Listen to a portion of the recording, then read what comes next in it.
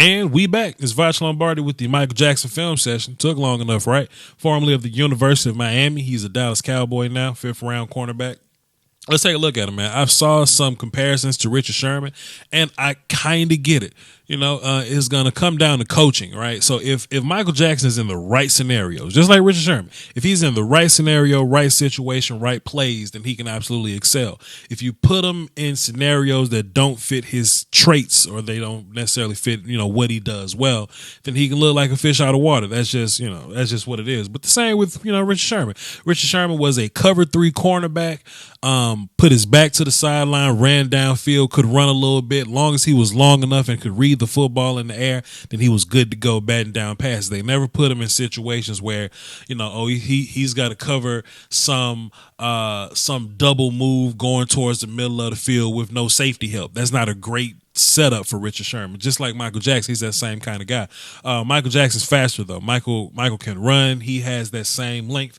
And let's take a look at this play.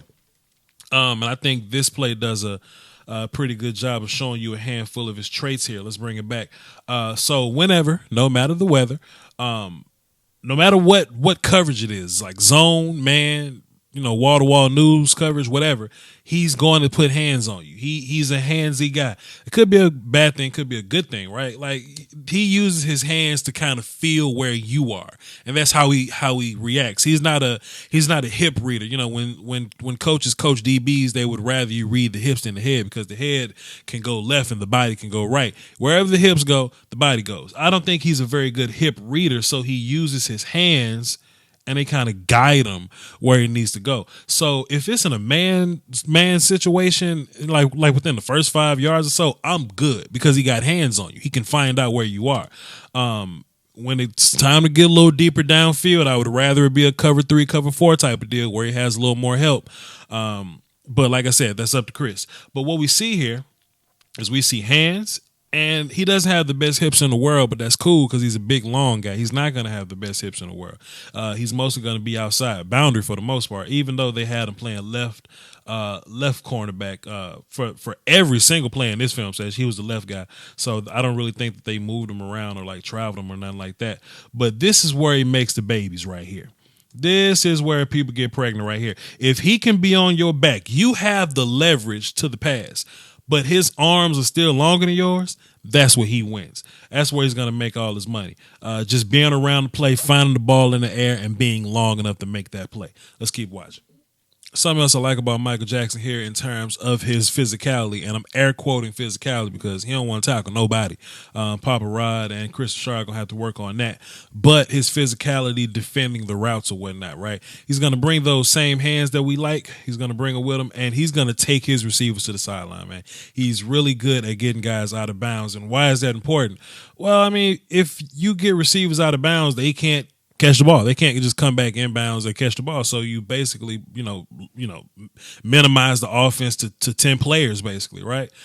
So he's really good at that. Now, mind you, this receiver real close to the sideline, like he's really outside the numbers. That's cool. But that's where receivers can line up sometimes. And if we're in man coverage and they're really giving you that close of a look to the sideline, then Michael Jackson is really good at getting guys out of bounds. And that could be a length thing, could be a power thing. I don't know, but I'll show you another one. Look at this. Right here, same deal, same alignment. Wide receiver real close to the sideline. He's outside the numbers. And we have Michael acting as a boundary corner. Hey, if we in man coverage, you just gonna get your goofy ass out of bounds. You can't catch the ball no more. Easy peasy. And I think all that comes with, you know, Michael Jackson using those hands and really getting physical and really latching on to people. That's just another trait that I like. Now, you know, like I said, if it's any kind of route developing that's 10 or so yards that gets anywhere close to the middle of the field, I hope it's help there. I really hope Michael Jackson has help on the inside. And to be fair, he does. He got a safety here, linebacker here. I mean, there's a referee right there. So Michael has help. But the sideline is his biggest help in terms of man coverage. Let's keep watching. I just wanted to show this play because this could be an issue on the next level. I mean, this is a real coin flip type of play here, but like, look at those hands though, man. Like he really gets handsy and grabby with those. Like I said, man, hands can be your friend, but the same hand to heal you will cut you. You know what I'm saying? And we don't want penalties just for the sake of having them. So what I would like for Mike to work on is just like trusting his technique a little more, trusting his eyes, not necessarily feeling the need to have to grab people and pull jerseys. I mean, that's past the 5-yard mark. Let me see. This is right on it. But man, in the league, in the league, that could be an easy one depending on the referee crew. So I just wanted to show y'all this one too, man. Just kind of give you an idea of where his hands. And maybe if he had a little more, confidence or whatnot, he wouldn't be so handsy grabby. Chris Westry got the same problem. So I don't know. Maybe Chris Richard like those handsy grabby guys. I don't know. We'll see. Let's keep watching. YouTube Illuminati is taking money away from your favorite content creators, and people often ask the best way to support the channel directly. I tell them that subscribing to my Patreon. Just $1 a month would increase production and the frequency of uploads. Basically, that means more content for you. For less than a bag of almond M&Ms, you can support the channel, call dibs on requests for future videos, and you can have access to Patreon exclusive material like my throwback film sessions. That's patreon.com/Voch Lombardi. I appreciate the support. Doski Woski. Salute. Every now and then, Michael Jackson would end up in the box. If Florida State did this like trips look, they'll go 3 to the opposite side and Mike would just end up in the box. But what I noticed on this play, man, like he's not just long, like he's tall as hell. Like he's 6'3", 6'4". I don't know. Chat box help me out. Comment section tell me how tall Michael Jackson is. But whenever you get to use that length, let's use it. Let's use it. He ain't necessarily got to be covering anybody, right? Just this sheer in the airness. I know that's just something I just made up or whatever, but just this in the airness by Michael Jackson right here, just taking flight, just affecting the pass. I mean, that's going to be an additional thing that can help us. So I don't foresee him playing nickel corner at all. But if it's a situation where he gets close to the line of scrimmage, I can see him being a blitzer for us. I can see him, just kind of working inside, and just being tall up in there, right? Just to kind of change the quarterback's eyes a little bit, right? Now, somebody's going to ask me, hey, Voch, can Michael Jackson play safety? I wouldn't put Michael Jackson in safety because he don't trust his eyes within 5 yards. I don't want Michael Jackson trying to trust his eyes within 20 or 30. So that's a no-no there. But just in terms of, getting to the passer, getting your hands up, getting in the way, I mean, sure, that could be a thing. But yeah, that's Michael Jackson, man. I ain't got too much to say about him. Like I said, he's fast, he's tall, he's long, can find the football. Physical with his hands, can get grabby. Not the greatest hips in the world. Is gonna have to work on that. I kind of want to work on his tackling a little bit. Even here, right? Just those long arms, they just make it so easy for him.